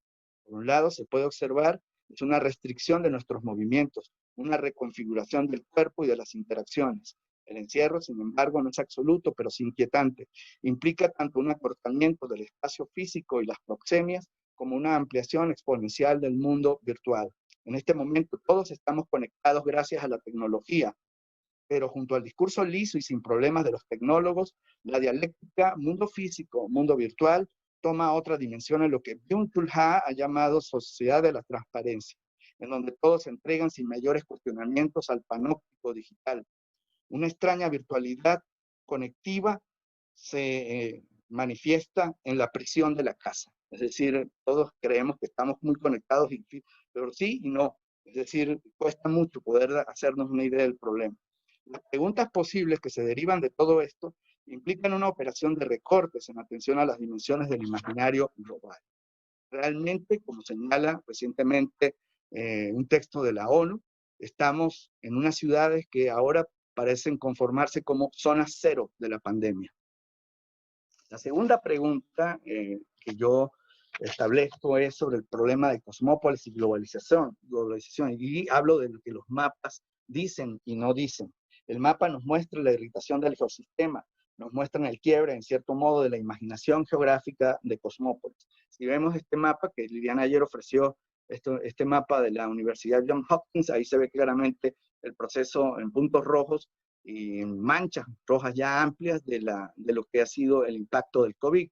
Y si lo trasladamos a una escala más nuestra, vemos aquí a América Latina con todas sus rueditas. Cada ruedita, si uno la pincha, da el número de afectados, pero hay otra peor, hay otra que nos da el número de muertos, ¿no? Entonces, ya la presencia de esta suerte de espacialización de los imaginarios del terror global expresados en el virus, pues ya nos inducen a pensar un poco más esto con más seriedad. Los medios de comunicación entonces comenzaron a difundir los llamados mapas coronavirus. Estos mapas venían acompañados siempre de estos números pasmosos. Si ustedes salieron recientemente, vieron que la prensa mexicana colocó las imágenes de llegamos a la cifra 100,000, o sea, 100,000 decesos, ¿no? Entonces ya eso impacta mucho a la cotidianidad, nos altera. En el orden global, la idea de cosmópolis entonces aparece como un horizonte cuya doctrina, el cosmopolitismo, era definida o está definida desde la aspiración universal, que implica, entre otras cosas, una justicia global. Sin adentrarnos en los debates y cuestionamientos, que esto para eso lo dejamos en la discusión, pero no perdiendo de vista la tensión entre pacifismo y agresión que se reúnen en el debate sobre el cosmopolitismo, la perspectiva reúne una aspiración que imagina un mundo desde presupuestos como, por ejemplo, la visión idealista kantiana de procurar la paz. Los ideales se proyectan en la Ilustración y llegan hasta la Declaración de Derechos Humanos y sus agregados. Su idea de políticas abiertas y de gobierno mundial sustentado en la ética de lo que verá mañana y la cooperación en la tarde, son puestas a prueba en las barreras nacionales que confrontan derechos naturales y humanos con el derecho que se da a cada nación a través de su constitución y leyes, los llamados derechos ciudadanos y fundamentales, que están en tensión. De este modelo de la cosmópolis, o digamos el modelo de cosmópolis, se desprende a su vez de una visión geográfica con la que yo inicié, la de Sawyer. Y ahí nos interesan dos de esas 6 geografías urbanas o vinculadas a la ciudad de las que él habla. Uno, la cosmópolis o ciudad global, y otro, la ciudad fragmentada, archipiélago carcelario, caracterizado por una geografía del miedo y una geografía militarizada que genera aislamiento, control, vigilancia, pero también resistencia. Esta última toma una nueva consistencia en las políticas del encierro del COVID. Descomponer y recomponer el enunciado implica entonces que Cosmópolis es más que una metáfora. Esos mapas con los que acompañé esto nos ofrecen una mirada de la paradoja de lo global y con ella esa fractura de la metáfora, pero no su destrucción. Muestra la dualidad de la conexión de la enfermedad y la desconexión de los ritmos habituales del capitalismo y de las vidas urbanas. Decimos fractura, lo que envuelve entonces la posibilidad de recomposición. Vámonos al otro punto. 3. El encierro como problema, los imaginarios y las soluciones al encierro. He titulado esto además como a partir de otra pregunta que nos lleva, ¿no? El actor ese con el que yo inicié aparece y para muchos apareció como el invitado inesperado, ¿no? El invited guest. O sea, aparece aquí el invitado inesperado, pero era realmente inesperado.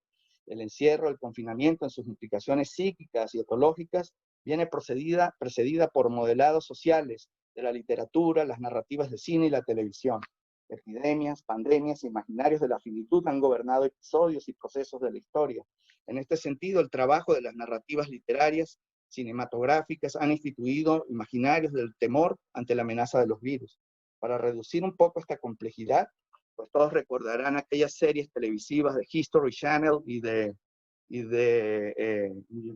National Geographic, donde aparecía una persona tosiendo en un avión y se diseminaba desde Corea un virus por todo el mundo, ¿no? Entonces la gente andaba como asustada.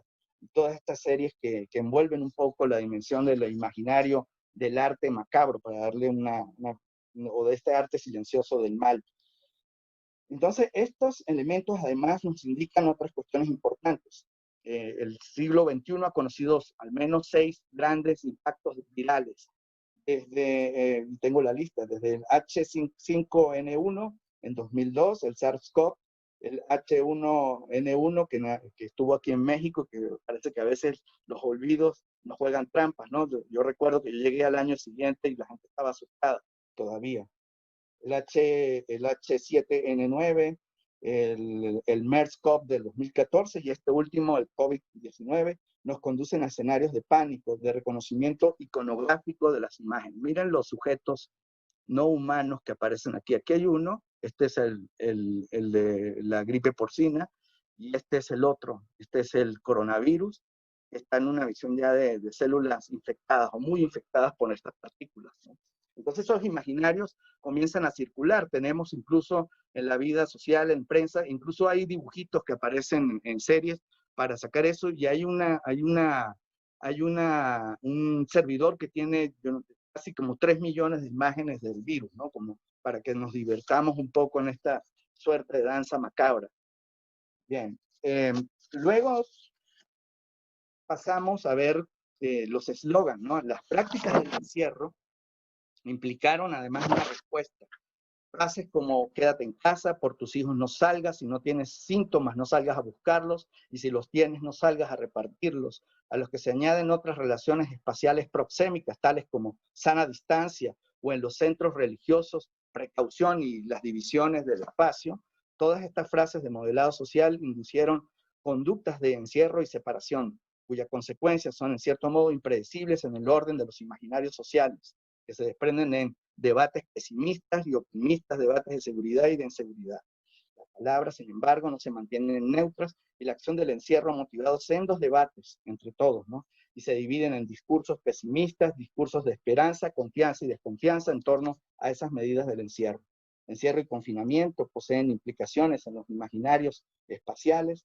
Esto en atención a que es precisamente el espacio el que se convierte en dimensión de disputas del poder, en este caso el del Estado concebido en relación de un poder sobre la ciudad archipiélago carcelaria caracterizada por esas geografías del miedo, pero también de resistencias. En este sentido, el poder ha tomado cauces autoritarios y también persuasivos, como en México, cuyo discurso de quédate en casa fue parcialmente aceptado sin problemas mayores como en otras partes del mundo. Es decir, las soluciones del encierro han llevado por demás, y esto también una perspectiva global, a otras soluciones. Miren estas que están aquí. Ese vínculo entre las dos imágenes. Si miran, esta es la de un niño en Nueva York, de un libro de Luther Hemmel Old, que tiene que ver con el problema de una ventilación en 1922, posterior a la gripe española. Y este que está acá a la derecha, el soldo, es decir, toldos de suelo, son soluciones de los urbanistas en España, en Italia, diciendo que, bueno, que podemos ganar espacio. Pero la pregunta es, ¿quiénes son los que ganan ese espacio? Obviamente no son los pobres. Estas imágenes del encierro de ayer y hoy implican sendos ruidos dentro de nuestras relaciones de orden espacial. Las prótesis espaciales, sin embargo, no suplen el deseo de caminar, de estar en el espacio público. La ciudad, entonces, que es recorrido, como dice Michel de Certeau, también requiere de atención. Las soluciones del encierro suponen juegos de parte del Estado y el poder económico, también fuertes discrepancias como la de los movimientos anticuarentena y antiencierro, como por ejemplo el de la declaración de Barrington, en donde advierte que con graves preocupaciones de las políticas de confinamiento por parte de la enfermedad COVID. Allí afirman que mantener las políticas de restricción de cuarentena hasta que haya una vacuna disponible causaría daños irreparables con los desfavorecidos, siendo perjudicados estos desproporcionadamente. También el confinamiento es el mayor experimento psicológico de la historia, según la psicoanalista y psicóloga Elke van Hoof, y etóloga también.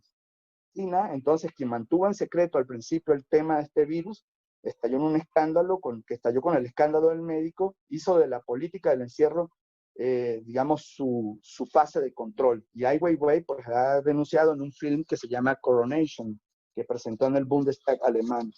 La mayoría de los países que fueron cayendo en la propagación del virus aplicaron estas medidas como solución, pero en todas partes del mundo los espacios de desigualdad fueron tal vez los más afectados, porque quién sabe si podían acatar esta medida las personas que no tienen pecunio para poder, digamos, soportar la carga de esto, del impacto. En Venezuela, por ejemplo, que es mi país, se aplicaron cuarentenas semanales con flexibilizaciones parciales, pero también toques de queda en las grandes ciudades con grupos de paramilitares en los barrios. Es decir, el Estado mandaba a sus grupos paramilitares a encerrar a la gente, ¿no? Como si fuera una labor de policía excepcional. Sin embargo, ahorita que se acerca diciembre, las elecciones producen una flexibilización absoluta. Necesitan al ciudadano voto, es decir, tienen que tener ciudadanos para que puedan ejercer su derecho democrático de votar.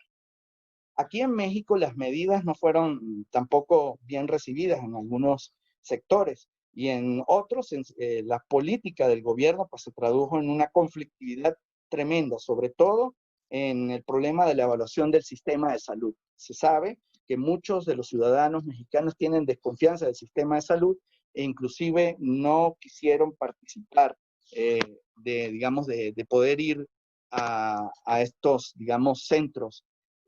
Por ejemplo, cuando se disparó el fin de la Jornada Nacional de Sana Distancia, que se decretó su final en mayo, en ese mismo día se hizo un muy prematuro llamado de reapertura de actividades, según señalan algunos investigadores, y esto pues produjo un impacto muy, muy grande. Ya voy a ir finalizando. Un artículo publicado por el New York Times el 10 de agosto documentó ese temor de los mexicanos de atenderse en hospitales públicos y la calidad, decían, se ha deteriorado, etcétera, etcétera, todo lo que ustedes conocen mejor que yo.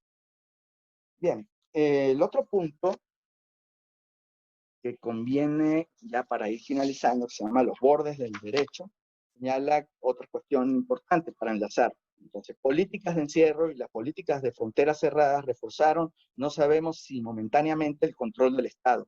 Con ello se crea la ilusión de freno de un virus como una medida necesaria, pero el virus ya está diseminado, como sabemos. Alcanza en América zonas tan geográficamente apartadas como las del Amazonas, y junto a su presencia se refuerza de forma menos espectacular la detención de los flujos migratorios y las guerras económicas de nueva generación, la de los flujos de mercancías. 4. En estos bordes del derecho, en la relación entre individuo y Estado, entre confianza y autoritarismo, nos plantean un gran problema.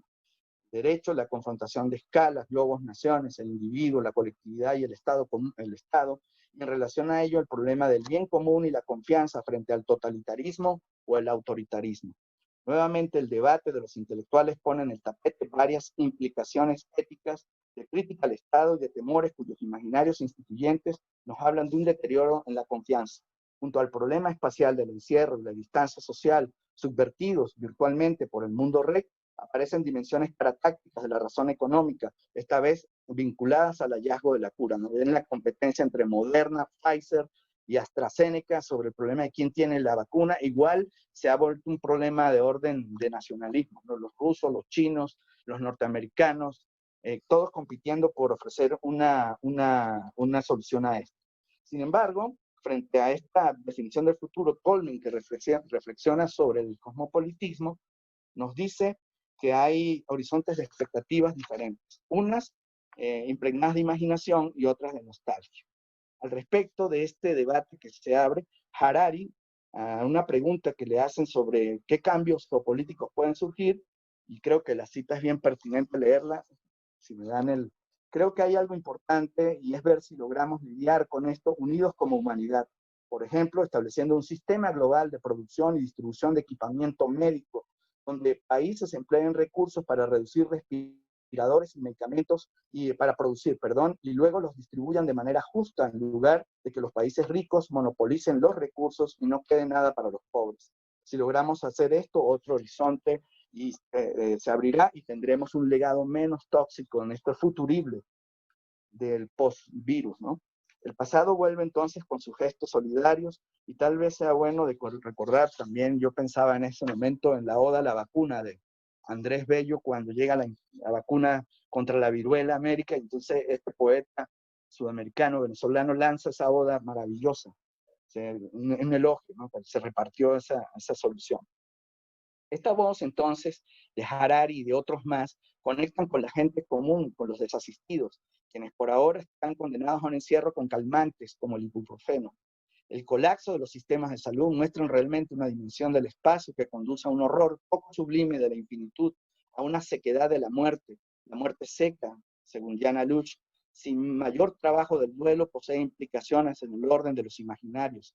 La paulatina sustitución de inhumación por cremación o las prácticas de prohibir velar al muerto suponen modificaciones de relación con el cuerpo. En un horizonte complejo, el derecho de enterrar a los muertos también se ve vulnerado. Las quejas se multiplican. No nos dejaron verlos, los cerraron en la urna y luego los cremaron, dice la gente. La muerte en el encierro toma un valor emotivo imaginario diferente, leve, pasmosamente leve, existencial. Dice el poeta Zurita, dice, uno está siempre frente a la muerte como un hecho solitario. Creo que la pandemia es la soledad máxima de la humanidad porque nos morimos de una muerte silenciosa. Pero el sujeto enfermo también vive el pánico del encierro en los hospitales. Allí les está vedado el contacto con los familiares. En su soledad, las voces se envuelven en emociones encontradas. Pero la situación COVID toma consistencia, como hemos visto, en un conjunto de factores que nos hablan de las acciones humanas, del poder y los derechos, también de otros factores como pobreza, migración, fanatismos y hambre. Una imagen, entonces, sigue marcando todo esto, ¿no? Ese actor otra vez presente. En un mundo fracturado, para finalizar, por muchos factores, no solo por el COVID, que es su parte más visible, ¿la cosmópolis puede recuperarse de la fractura? Sí, si se entienden que estos procesos naturales o no naturales nos impactan. Los imaginarios producen y reproducen nuevas representaciones y narrativas del miedo, la desconfianza y la esperanza que no se detienen en las fronteras humanas ni en los encierros relativos a la inversión del mundo físico por el mundo virtual. ¿Pueden atenuarse los efectos de los imaginarios del miedo? Sí, pero el impacto de la pandemia es global y afecta el orden de la ciudad y sus conexiones. Exige entonces un tratamiento global y local del asunto, una cooperación de naciones, un respeto al derecho fundamental de la vida y de las condiciones de existencia que implican ser, estar y moverse entre espacios y entre lugares. Perdón, voy a interrumpir ¿Sí? porque ya Ah, pasó del tiempo. sí. Bueno, al final solamente esta diapositiva que quería mostrarles, ya para hablar, esto ya, una buena dosis de temblor epistemológico. Sí, cuando nosotros hablamos, yo pregunto, los científicos, los intelectuales hablamos, pero los otros nos hablan a nosotros y nosotros los escuchamos.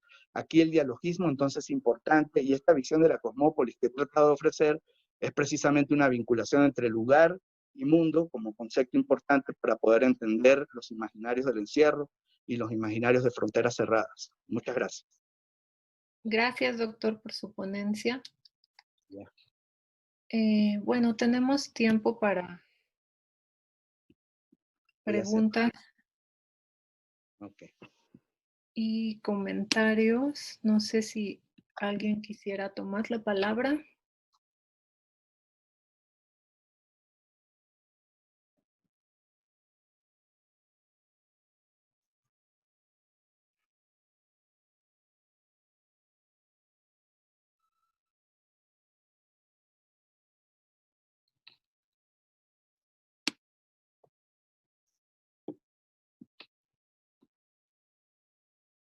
Para comentar alguna.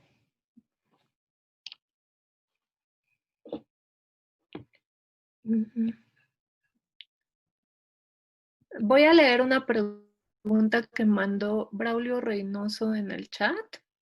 Una pregunta para los tres ponentes. Considerando esta serie de transformaciones que se están dando a raíz de la popularización y de la cada vez mayor centralidad que están obteniendo las nuevas tecnologías digitales, situación que se ve muy potencializada con la pandemia, que vuelve las tecnologías herramientas indispensables para el comercio, la comunicación de ocio, la comunicación periodística e incluso la educación a un nivel mucho mayor que el que se percibía apenas hace un par de años. ¿Ustedes consideran que puede darse a mediano plazo una obsolencia del Estado-nación como espacio político relevante para normar la vida social? Y si es así, ¿qué creen ustedes que vaya a reemplazar al Estado? ¿Es viable la vuelta de una suerte de soberanía ciudadana a algún nivel o la centralización del capital en manos de las grandes compañías de tecnología, o aludiendo a la ponencia de Luque, los grandes grupos del crimen organizado hará inviable o muy difícil una descentralización del poder? Entonces, bueno, vamos a ir en el orden. No sé quién de los ponentes quiera responder, doctora Hernández, que fue la primera que habló.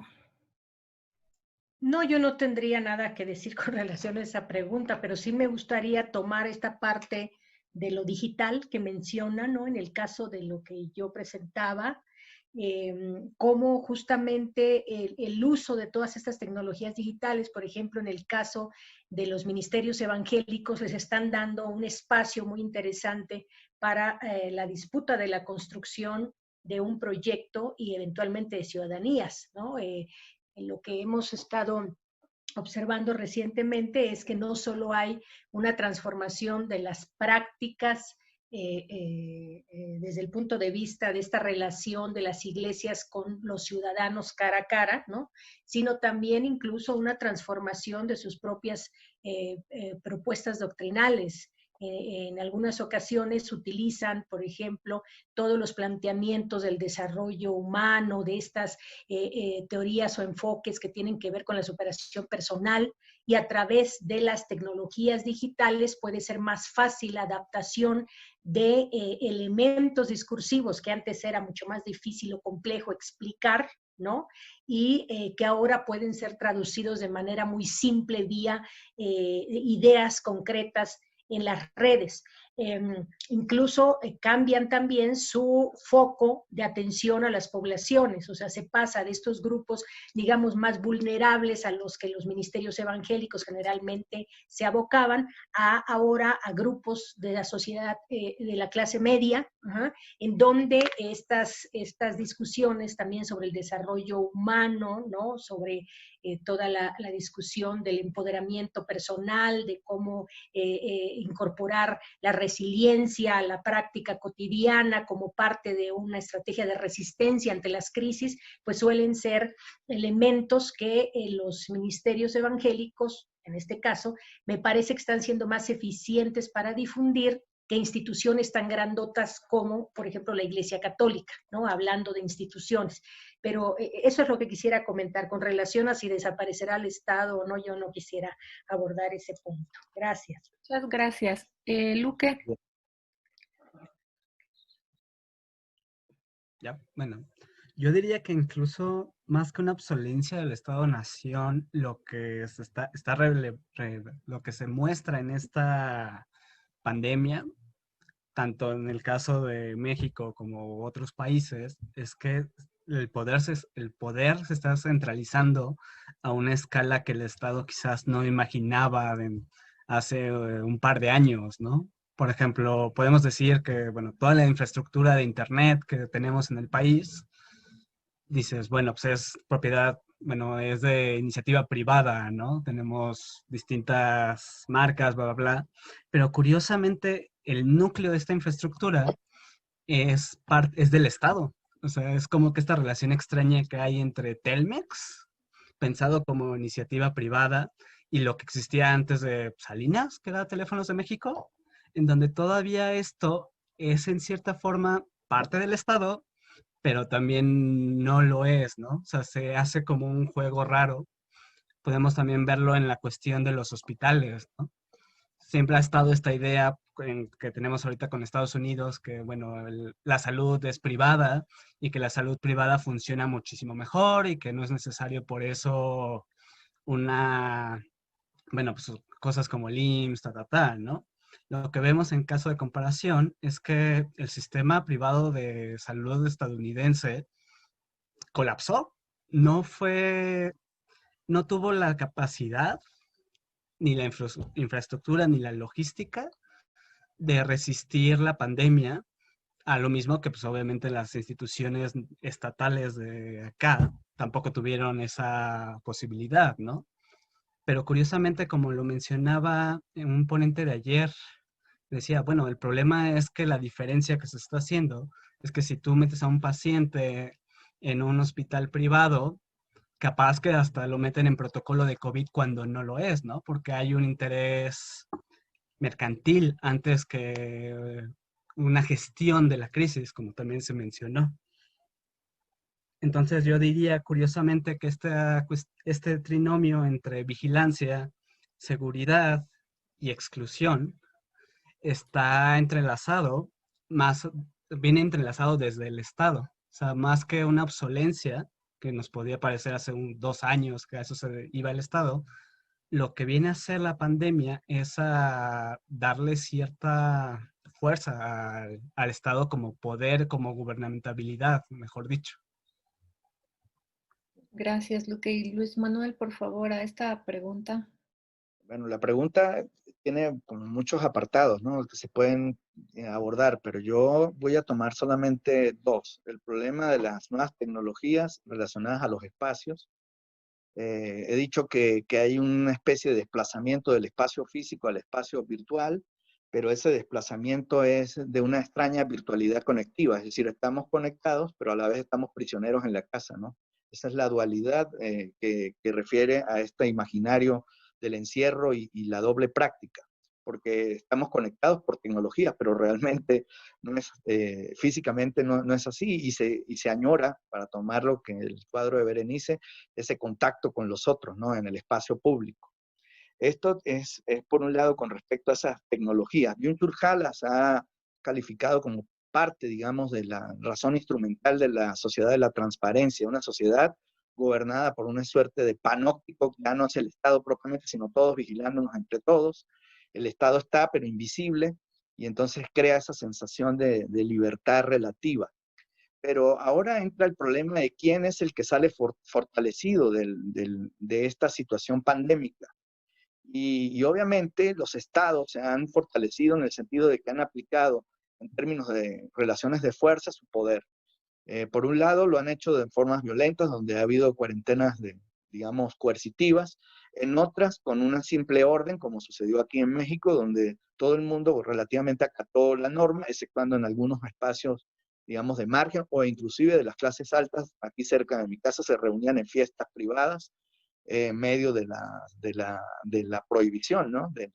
Digamos, del interdicto, para no colocar la palabra tan fuerte.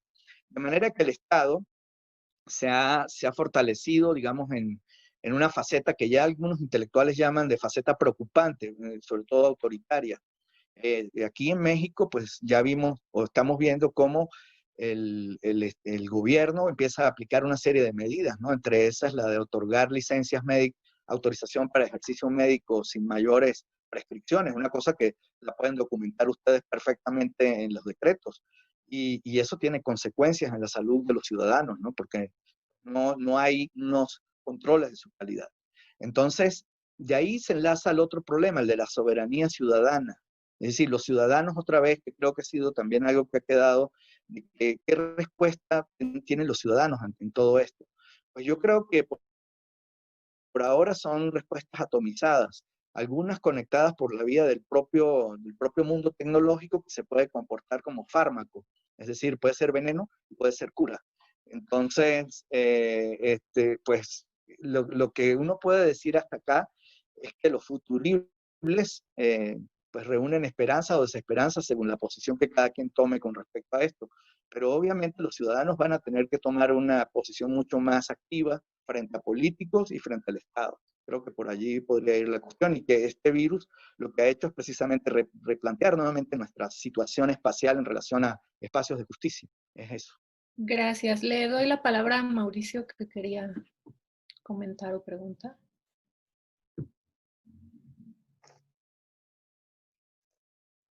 Pero yo comienzo por felicitar las tres participaciones. Realmente se suman contribuyen a esta reflexión colectiva. En cada una de las mesas se ha destacado ciertos elementos, ¿no? Y esta se ha abocado más al aspecto político-ideológico. Y me parece que ahí también es momento para sentarnos a pensar.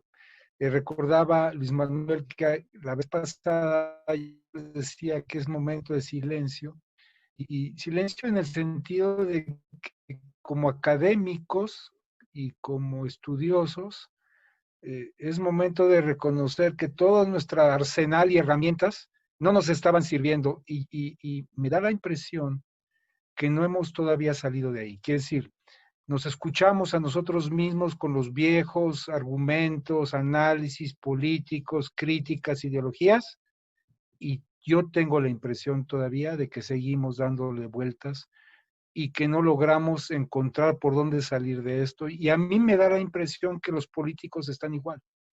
Me pareció muy interesante esta reflexión porque yo hablaba con Ricardo Foster, filósofo argentino, me contaba que en Argentina el encierro fue obligatorio, ¿no? Y entonces vino la derecha y salió argumentando contra las libertades individuales en un argumento muy liberal, ¿no? Aquí, bien decía la doctora, fue muy, nosotros no vamos a obligar a nadie, y vino la derecha y dice, hay que encerrarlos a todos, ¿no? Entonces, uno no puede decir claramente cuál es la postura de la derecha y de la izquierda, ¿no? no queda claro.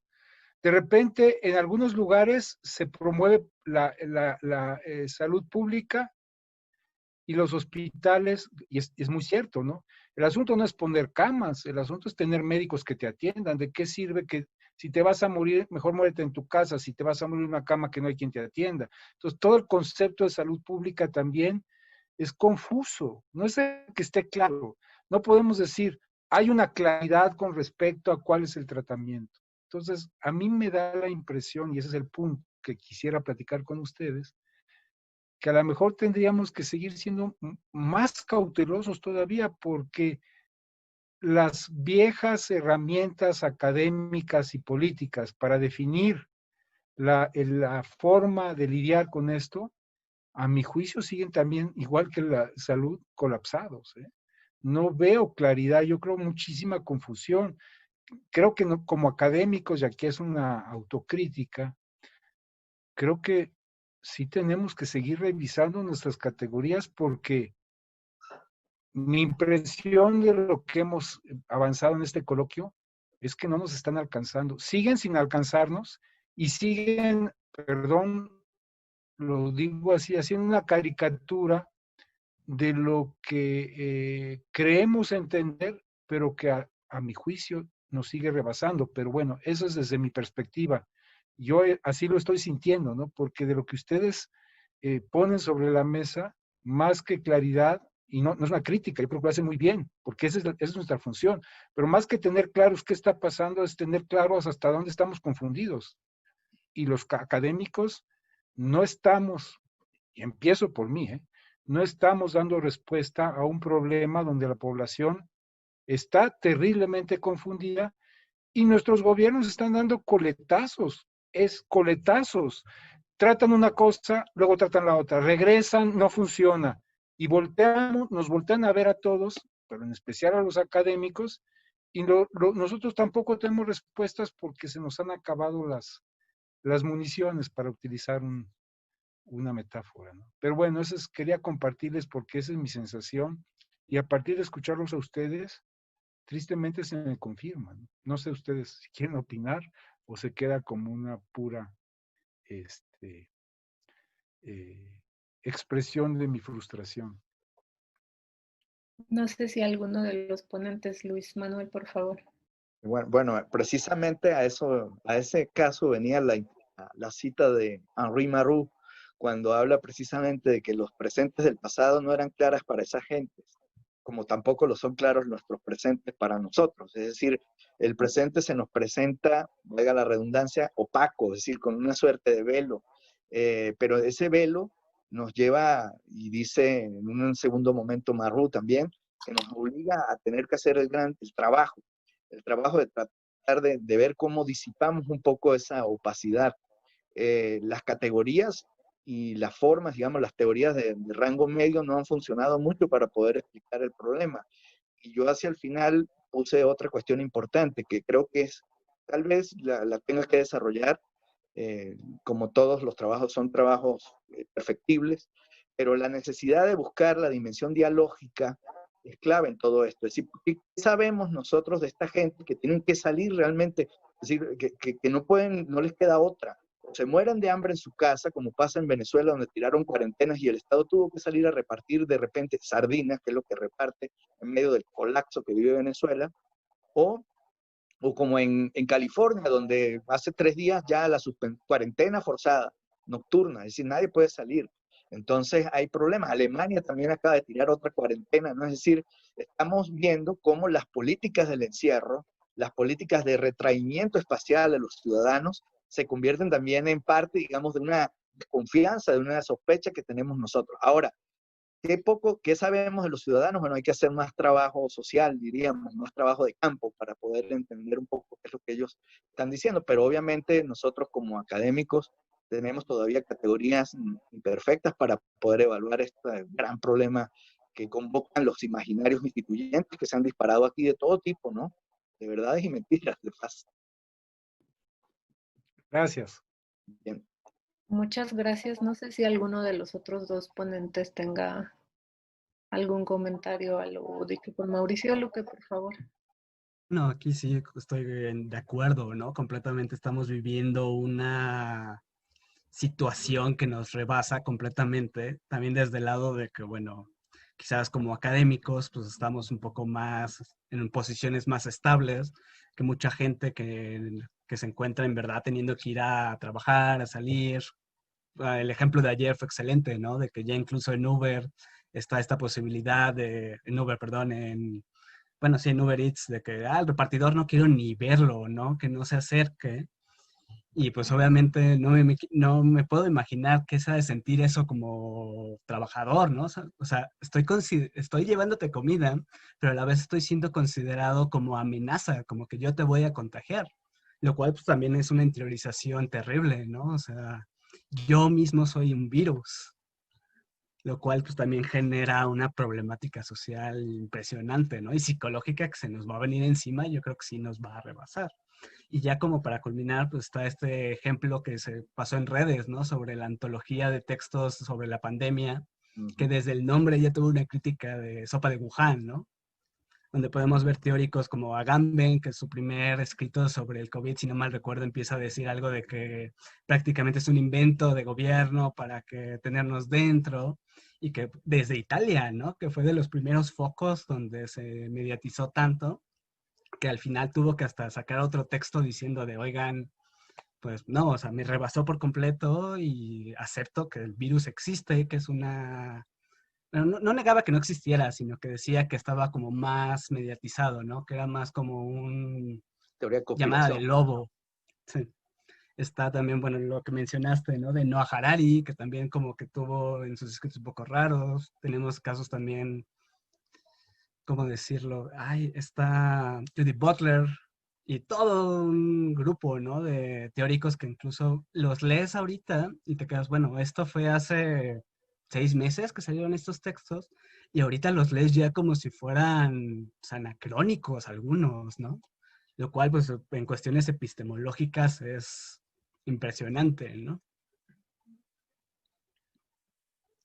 Muchas gracias. Ujú. Mm, Si nadie más tiene comentarios por el tiempo, vamos a dejarlo aquí. No, los invito a la última mesa de nuestro evento, que es de 5 a 7 de la tarde y se titula Reflexiones éticas sobre los imaginarios morales. Y vamos a participar el doctor Mauricio Pilatowski, el doctor Roberto Israel Rodríguez y yo. Y la moderará la maestra Berenice Amador Saavedra. Me gustaría, Claudia, si me permites, es que Luis Manuel quiere hacer un último comentario Claro, para por que no favor. quede Estaba viendo el horario. comentario. Sí, Sí. adelante, Luis Manuel. No Perdón. escuchaba a Luque y recordé algo que enlaza un poco el problema del encierro con el trabajo también y que es importante. Yo siempre considero que las literaturas sí nos ofrecen unos llamados de atención crítica sobre la cosa, ¿no? La ficción también puede convertirse en un dispositivo que dispare a la crítica. Y a propósito de Harari y de una discusión que se entorna en torno al trabajo en casa, ¿no? A veces olvidamos, y yo siempre tengo cuidado como historiador también de que el olvido puede ser también un veneno, ¿no? Y resulta que recordaba un libro que me regaló mi papá del mundo de Amichis, donde aparecía el trabajo en la ciudad industrial de Torino, ¿no? Aparecía un episodio de un trabajador que tenía que llevarse su trabajo a la casa y entonces el hijo descubre que el papá no come y se desnutre porque pues, tiene que llevarle el sustento, pero solamente puede trabajar en la casa. Y de noche, cuando el papá duerme, le entra el trabajo, ¿no? Entonces, esa irrupción del trabajo en el espacio íntimo ha implicado también una suerte de impacto en las relaciones familiares que también hay que comenzar a revisar. No sé si a ustedes les pasa, pero mucha gente que yo conozco, incluyéndome yo, pues que tengo hijos pequeños, entonces es un problema, ¿no? Porque uno dice, pero ¿cómo atiendo yo? Y creo que ayer salió algo de eso con respecto a Rosa Marta, ¿no? Es decir, cómo la gente puede vivir la relación de trabajo y familia dentro del mismo espacio, es decir, cómo eso no se constituye también en un reto a la relación familiar y cómo esta suerte de prisión en el que se ha vuelto la casa se transforma, digamos, en ese imaginario del encierro donde ahora ya no quiero estar, por ejemplo.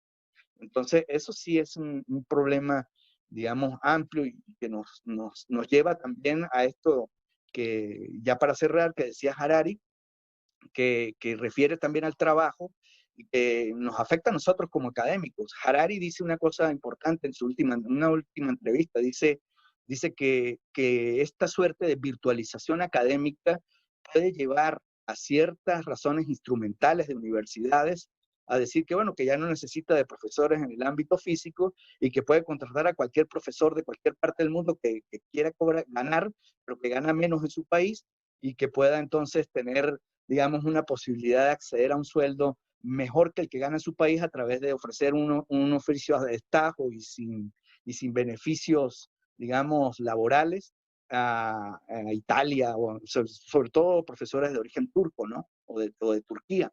Entonces esto genera también ruidos, y esos ruidos, pues uno todavía no puede tomar parte en eso, sino solamente por ahora observar, describir y adelantar alguna que otra crítica. Claro. Muchas gracias a nuestros ponentes y a nuestros participantes por esta mesa tan interesante. Entonces la cerramos aquí y nos vemos en la última a las 5 de la tarde. Muchas gracias. Gracias a ustedes.